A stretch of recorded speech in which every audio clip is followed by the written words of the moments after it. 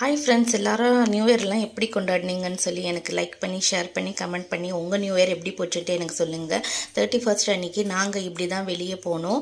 சடனாக நடந்த பிளான் தாங்க இது. சரின்ட்டு சொல்லி எங்கே போகலாம் அப்படின்னு பிளான் பண்ணுங்கும்போது பெசன் நகர், மெரினா, அதெல்லாம் போனோன்னா ரொம்பவே க்ரௌட் ஆகிடும். லேட் வரத்துக்கு ரொம்பவே பிரச்சனையாகிடும். அதனால் அங்கெல்லாம் போகலை.